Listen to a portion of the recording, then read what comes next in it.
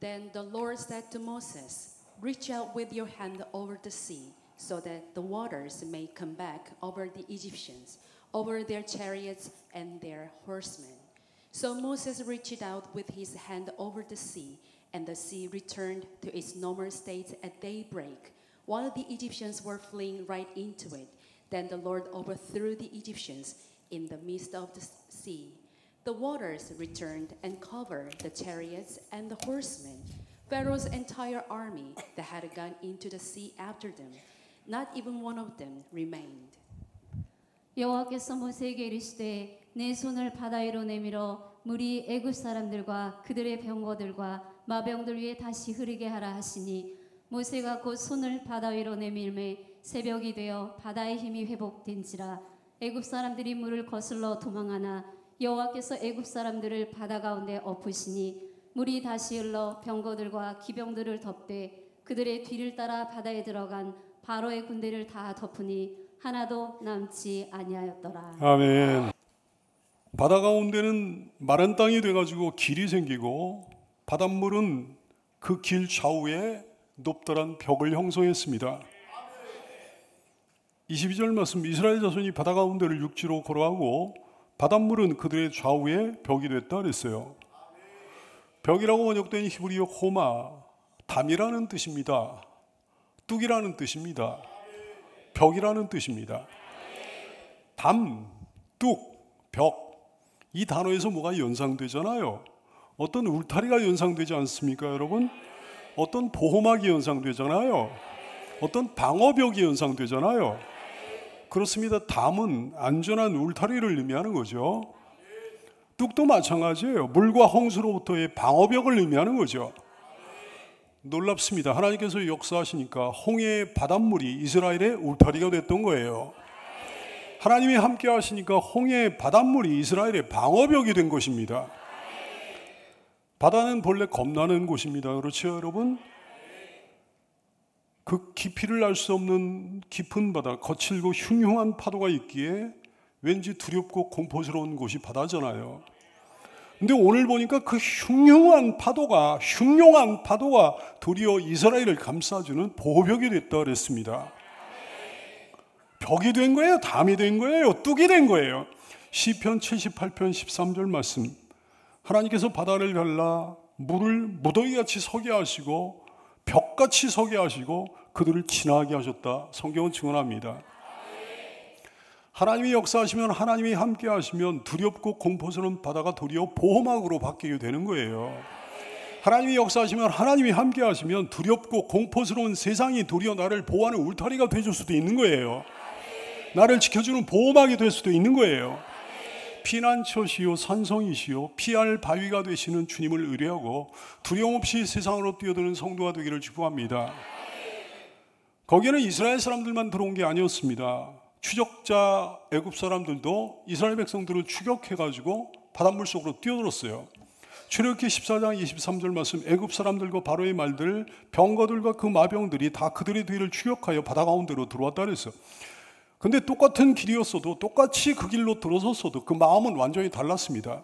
이스라엘 사람들은 하나님이 열어주신 그 길을 믿음으로 건넜습니다. 반면에 애굽 사람들은 아무런 믿음 없이 이스라엘 사람들을 추격해가지고 그냥 거기로 뛰어든 거예요. 히브리 11장 29절 말씀, 믿음으로 이스라엘 사람들은 홍해를 육지같이 건넜으나 애굽 사람들은 이것을 시험하다가 빠져 죽었다. 성경은 증언하지 않습니까? 다시 말하지만 그 길은 다른 길이 아니었습니다. 똑같은 길이었습니다. 어떤 길이었습니까? 하나님이 만들어 주신 기적의 길이었죠. 근데 그 길을 건너는 사람들은 두 가지 부류였어요. 한 부류는 믿음으로 건넜습니다. 그래서 그들은 무사히 건넜습니다. 근데 다른 한 부류는 그 길을 믿음 없이 들어선 거예요. 그래서 그들은 다 빠져 죽은 거예요. 다시 한번 히브리서 11장 29절 말씀 볼까요? 믿음으로 이스라엘 사람들은 홍해를 육지같이 건넜으나 애굽 사람들은 이것을 시험하다가 빠져 죽었으며. 믿음의 사람들이요, 믿음은 이처럼 중요합니다. 이스라엘 사람들이 그 길로 뛰어든 것은 믿음의 발로였기에 자연스러운 일이었지만 애굽 사람들이 그 길로 뛰어든 것은 억지였습니다. 정말 무모한 행동이었다고요. 믿음이 없었기 때문입니다. 믿음의 사람이 아니었기 때문입니다. 하나님의 사람이, 하나님의 백성이 아니었기 때문입니다. 복된 성도 여러분이요, 여러분 어떤 일을 하고 있습니까? 어떤 계획을 갖고 있습니까? 어떤 일을 추진 중인가요? 믿음이 있습니까? 없습니까? 믿음이 있으면 괜찮습니다. 홍해를 육지같이 건너게 될 것입니다. 믿음이 없으면 무모합니다. 여러분 안에 믿음이 없다면 권능의 하늘 아버지를 바라보며 믿음을 회복하는 이 시간이 되기를 축복합니다. 애굽 군대가 이스라엘을 추격해 오는 것을 여호와께서 보셨다고 오늘 말씀하고 있어요. 24절 말씀, 새벽에 여호와께서 불과 구름 기둥 가운데서 애굽 군대를 보시고 애굽 군대를 어지럽게 하셨다 그랬어요. 여호와께서 애굽 군대를 보셨답니다. 그들이 바다 가운데로 뛰어들어오는 광경을 보셨답니다. 이 표현도 의미심장합니다. 존귀한 성도 여러분 알지요? 우리에게서 눈을 떼지 않고 우리를 지켜보고 계신 하나님이시죠. 나의 일생 단 한순간도 하나님의 시선 밖으로 벗어난 일이 없습니다. 늘 보고 계십니다. 나의 일거수일투족을 따뜻한 눈으로 관찰하고 계십니다. 얼마나 감사한지, 얼마나 감사하고 든든한지요. 그 눈은 지키시는 눈이기 때문입니다. 그 눈은 보호하시는 눈이기 때문입니다. 그 눈으로 우리를 늘 지켜보고 계시니 우리의 위험한 사정을 좀 잘 아시겠냐 얘기해요. 나를 늘 지켜보고 계시니 나를 괴롭히는 세력도 늘 보고 계시는 것이 당연하지 않겠습니까? 나를 못살게 구는 세력도 늘 보고 계시는 게 당연하지 않겠습니까? 시편 121편 3절 이하의 말씀, 여호와께서 너를 실족하지 아니하게 하시며 너를 지키시는 그분이 졸지 아니하시리로다. 이스라엘을 지키시는 이는, 나를 지키시는 이는, 여러분을 지키시는 이는 졸지도 아니하시고 주무시지도 아니하시리로다. 졸지도 아니하시고 주무시지도 않으시면서 나를 보호하신다는 거예요. 졸지도 아니하시고 주무시지도 아니하시면서 나를 지켜보신다는 거죠. 누가 나를 힘들게 하지 않나 늘 감시하십니다. 모든 것을 보시고 모든 것을 아시는 그 큰 눈으로 여러분을 늘 지켜보고 계심을 기억하는 성도가 되기를 축복합니다. 주께서 나의 가는 곳마다 지키시며 졸지도 않고 깨어 계셔서 늘 지키네.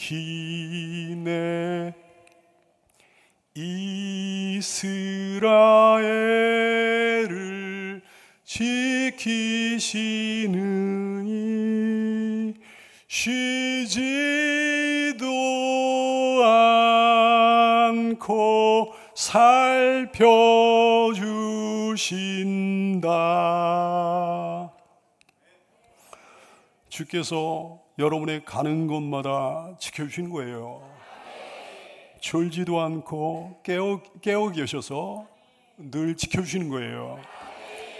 이스라엘을 지키시는 그분, 여러분을 지켜주시는 그분, 쉬지도 않고 살펴주시는 거죠. 가만히 지켜보시다가 자녀가 위험한 처지에 빠졌다 싶으면 즉각적으로 조치를 취하시는 우리 하나님이십니다. 오늘 이스라엘을 추격해오는 애굽 군대를 가만히 보고 있으려니까 이스라엘 백성들이 위험해 보인 거예요. 이스라엘의 행군 속도는 아주 느렸습니다. 느릴 수밖에 더 있겠습니까? 여자들도 많지요. 어린이도 있죠. 노약자도 있죠. 거기에 가축들까지 몰고 있으니까 느릴 수밖에 없죠. 최정예 군대인 애굽 군대는 화살처럼 빨리 추격해 오는 거예요. 게다가 그놈의 전차부대 얼마나 위협적입니까? 하나님은 안 되겠구나 판단을 내리셨습니다. 이놈들 그냥 놔두면 안 되겠구나. 이놈들 그냥 놔두면 내 자녀들 위험하겠구나.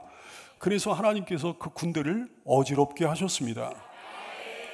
24절 말씀, 새벽에 여호와께서 불과 구름 기둥 가운데서 애굽 군대를 보시고 애굽 군대를 어지럽게 하셨다 그랬어요. 애굽군의 진영을 교란시켜가지고 애굽 병사들을 공포에 떨게 만드셨다는 거예요. 혼란스럽게 만들어 놓고 정신줄을 빼놓으셨다는 거죠. 거기서 그친 게 아닙니다. 좀 더 적극적이고 구체적인 방법을 사용하셨습니다. 25절 말씀에 보니까 하나님께서 그들의 행군을 방해하신 좀 더 구체적인 방법이 나와 있는 거예요. 25절 말씀, 그들의 병거 바퀴를 벗겨서 달리기가 어렵게 하시니 애굽 사람들이 이르되 이스라엘 앞에서 우리가 도망하자. 여호와가 그들을 위하여 싸워 애굽 사람들을 치는 도다 그랬어요. 어떻게 하셨습니까? 병거 바퀴를 벗겨버리셨어요. 애굽군의 전차 바퀴를 훼손하거나 아예 빼버리셨다는 거지. 얼마나 재미있는 방법입니까? 따라서 애굽군이 그토록 자랑하던 기동력은 무용지물이 되어버리고 말았습니다. 왜 그렇게 하신 거예요? 하나님 당신의 백성들을 대피할 시간을 주시기 위해 이스라엘 백성들을 일단 안전한 곳으로 대피시키는 게 급선무잖아요. 이스라엘 백성들을 일단 건너편 육지로 옮겨놓으신 것이 급선무잖아요. 일단 육지로 안전하게 빠져나와야, 당신의 백성들이 육지로 안전하게 빠져나와야 바다를 원상태로 회복시킬 거 아니겠습니까? 보석 같은 성도 여러분이요, 그분은 여러분의 피난처가 되실 뿐만 아니라 여러분에게 피할 시간도 주시는 분이십니다. 여러분을 안전하게 대피시키기 위해 필요하다면 어떤 방법으로도 사용하시는 주님이십니다. 사탄은 여러분을 망하게 하기 위해 어떤 일이라도 합니다. 반대로 하나님께서는 여러분을 보호하시기 위해 어떤 일이라도 하십니다. 그 하나님을 신뢰하는 성도가 되기를 축복합니다. 죽음을 앞둔 바로 그 순간 애굽 사람들은 혼비백산해가지고 이렇게 말했습니다. 이스라엘 앞에서 우리가 도망하자. 여호와가 그들을 위하여 싸워. 애굽 사람들 치는 도다가 우리가 도망해야 되겠다 그랬어요. 그들의 입에서 여호와라는 고백이 나왔습니다. 이 외침에는 뒤늦은 깨달음이 담겨 있어요. 자기들이 지금 무슨 일을 하고 있는지에 대해 깨달은 거예요. 살아계신 유일신 하나님이 여호와를 대적하고 있다는 걸 깨달아 알게 된 거예요. 감히 그 하나님의 백성을 대적하고 있다는 걸 깨달아 알게 된 거예요. 이스라엘의 하나님이 여호와는 자기들이 도무지 상대할 수 없는 크고 위대하신 신이시라는 것을 깨달아 알게 된 거예요. 이제는 죽어라고 도망하는 것 밖에는 달리 방법이 없다는 사실을 깨달아 알게 된 거예요. 하지만 어떡합니까? 이미 늦었습니다. 코앞에 죽음이 다가왔거든요. 그 죽음을 면할 방법이 없거든요. 이제는 도저히 멸망을 피할 수 없는 순간이었기 때문입니다. 후회도 늦었습니다. 땅을 치고 후회도 너무 늦어버렸습니다. 사랑하는 존귀한 성도 여러분이요, 하나님을 알고 하나님을 믿고 예수님을 섬기는 일에 절대로 후회가 있으면 안 됩니다. 영원한 지옥은요, 영원히 고통받으면서 영원히 무하는 데가 아니 영원히 후회하는 데 곳이에요. 한 사람도 빠짐없이 말할 수 없는 고통을 받으면서 말할 수 없는 후회 속에 몸부림을 치는 데가 바로 지옥이라고요. 너무 늦으면 안 됩니다. 앞으로 언젠가 내가 그때 예수님 믿을 걸, 그때 하나님 잘 섬길 걸, 그때 주의 종을 통해 말씀하신 하나님의 말씀 그때 내가 들을 걸, 이렇게 후회하면 안 된다 얘기예요. 그 후회의 순간에 지옥이 코앞에 다가와 있으면 어떡하겠습니까? 어떻게 모르겠습니까? 바둑도 아닌데 어떻게 돌이키겠습니까? 장기도 아닌데요. 여러분 자신만이 아닙니다. 여러분 주변에 꼭 전도해야 되는 어떤 사랑하는 사람이 있다면 내일로 미루며 방치하지 말게 되기 바랍니다. 한 치 앞도 내다볼 수 없는 인간사, 혹시 너무 늦어버리면 어떡하겠습니까? 존귀한 하나님의 백성 여러분이요, 절대로 후회 없는 신앙생활을 하는 여러분 되기 바라요. 후회 없는 복음 증거, 후회 없는 전도에 박차를 가는 성도가 되기를 축복합니다. 하나님께서는 다시 한번 지시하십니다. 26절 말씀, 여호와께서 모세에게 이르시되 네 손을 바다 위로 내밀어 물이 애굽 사람들과 그들의 병거들과 마병들 위에 다시 흐르게 하라 그러셨어요. 하나님의 기적은 다시 한번 모세의 순종을 요구하고 있는 거예요. 순종 없이는 아무 일도 안 됩니다.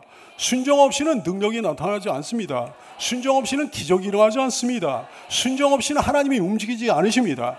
순종 없이는 하나님이 일을 하지 않으십니다. 이 하나님의 마음을 모르면 안 되잖아요. 여러분의 순종을 강력히 요구하시는 하나님의 마음을 다시 한번 깨닫게 되기 바랍니다. 모세가 하나님 말씀에 순종해서 손을 바다 위로 내밀자 바다의 힘이 회복됐다고 성경은 말씀하고 있어요. 27절 말씀, 모세가 곧 손을 바다 위로 내밀매 새벽이 되어 바다의 힘이 회복된지라. 애굽 사람들이 무술 거슬러 도망하려고 하지만 여호와께서 애굽 사람들을 바다 가운데 엎으셨다 그랬어요. 바다가 다시 합쳐진 거예요. 모세는 기쁨과 함께 벅찬 감정을 느꼈을 거예요. 자기가 손을 내밀자 바다가 갈라졌잖아요. 또 하나님의 명령에 따라 손을 내밀자 바다가 다시 합쳐진 거예요. 이런 일은 오늘날도 계속됩니다. 이 정도 그런 기분을 자주 느끼고 살거든요. 내 목회를 통해 또 내 기도를 통해 신기하고 놀라운 일이 생긴 적이 한두 번이 아니에요. 나의 안수를 통해 하나님의 어떤 은혜를 베풀어 주신 적이 한두 번이 아닙니다. 근데 누가 한 거예요? 내가 한 거예요? 당연히 아니에요. 100% 하나님이 하신 거예요. 내가 바보입니까? 아닙니까? 당연히 아닙니다. 나는 머리가 굉장히 좋은 사람이에요. 당연히 바보가 아니지. 그래서 난 단 한 번도 내 능력이라고 여긴 적이 없습니다. 내가 뭘 했다고 여긴 적이 없어요. 그게 내 능력이 아니라는 건 내가 너무 잘 알아요. 이게 너무 분명하잖아요. 바보가 아니라면 어찌 모르겠습니까? 사람의 능력이 아닙니다. 사람의 능력일 수가 없습니다. 그저 주의 종의 기도를 통해 역사하시는 규례의 하나님의 역사예요. 종의 안수를 통해 역사하시는 질서의 하나님의 능력이라고요. 전적으로 그 하나님의 능력이죠. 모세가 만약에 바보라면 틀림없이 교만해졌을 거예요. 자기의 손놀림에 따라 바다가 둘로 갈라지고 또 자기의 손놀림에 따라 바다가 합쳐지고 그런 일들이 막 일어나니까 얼마나 마음이 높아질 수 있겠습니까? 생각 없는 인간이라면 얼마나 으쓱해지겠습니까? 문외하라면 얼마나 어깨에 힘이 들어가겠습니까? 실제로 이렇게 해가지고 교만해진 인간들이 한둘이 아니에요. 엄청나게 많습니다. 마치 자기에게 무슨 능력이 있는 것처럼 으쓱해져가지고 교만해진 인간들 말이죠. 천하의 바보들, 천하의 문외아들, 자기 자랑거리로 삼습니다. 한없이 높아집니다. 그게 무슨 믿음입니까? 아니 그게 무슨 지능입니까? 그거 돌고래만도 못한 거예요. 그거 침팬지만도 못한 거예요. 모세는 바보가 아니기에 끝까지 교만해지지 않았습니다. 하나님이 하신 줄 아는 거예요. 이 정도 바보가 아니니까 절대로 교만해질 수가 없는 거예요. 지혜로운 여러분이요, 여러분도 바보 아니죠?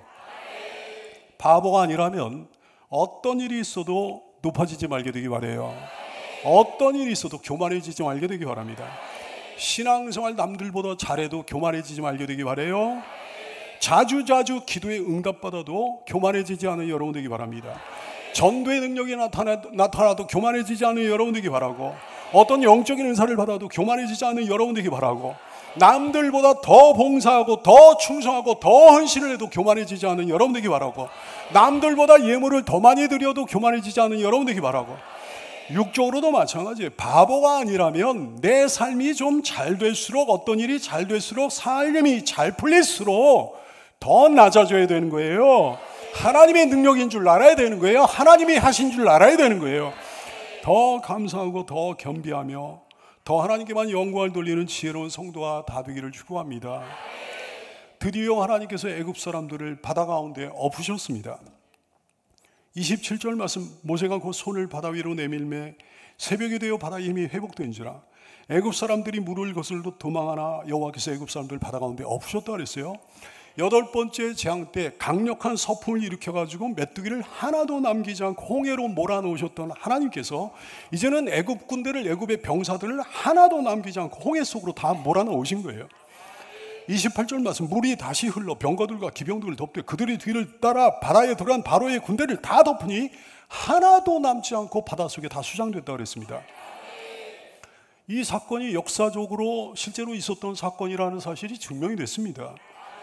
증빙 자료가 있는 사건이에요. 유명한 역사가 요세비우스의 증언입니다. 이 사람이 뭐라고 기록을 해놨는가? 이런 기록을 해놨어요. 애굽의 멤피스의 제사장들은 홍해 사건이 있은 후에 모세를 가리켜 간조와 만조에 대하여 능통한 자라고 했다. 이렇게 기록을 해놨습니다. 애굽의 제사장들이 모세를 일컬어 썰물과 밀물에 능통한 자라고 평했다는 거예요. 뭘 의미합니까? 이 사건이 실제로 벌어졌다는 걸 의미하는 거잖아요. 홍해 사건의 뚜렷한 역사성을 의미하는 거잖아요. 현장에서 이 일을 직접 겪어보지 못한 애굽의 제사장들은 소식만 전해 들었겠지.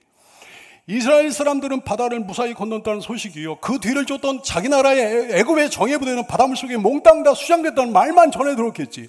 도무지 믿을 수 없는 그 소식을 접한 사람들이 무슨 생각을 했겠습니까? 뻔한 일이지.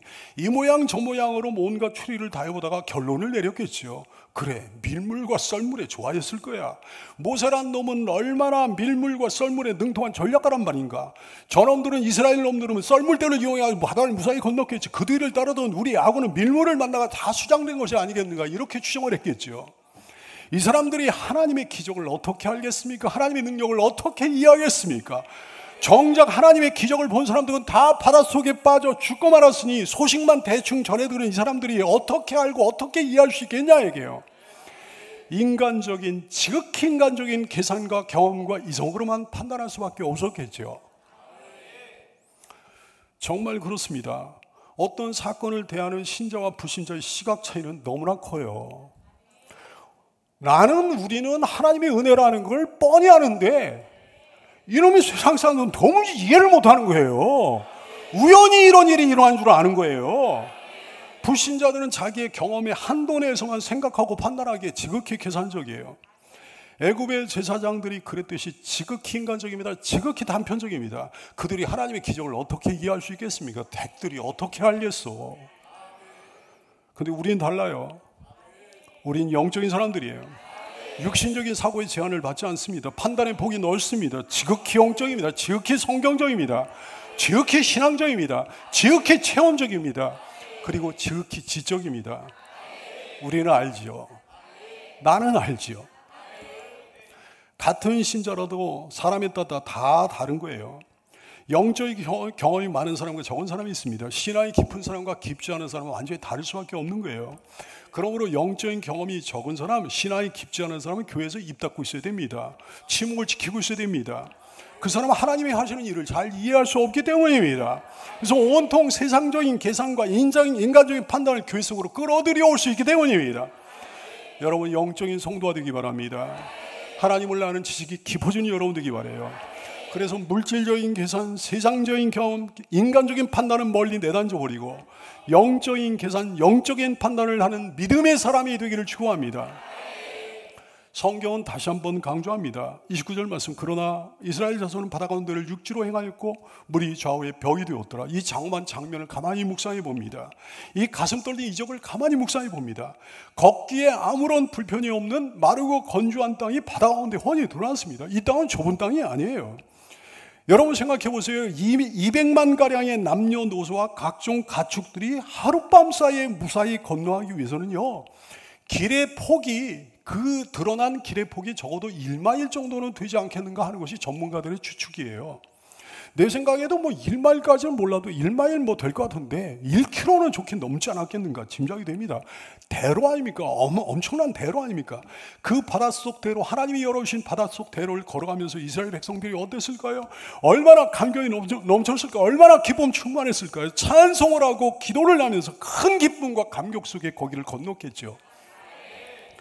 존귀한 교우 여러분이요, 사모함으로 말씀 듣고 주님을 더 신뢰하면 하나님이 여러분 앞에도 이런 장관을 열어주실 거예요.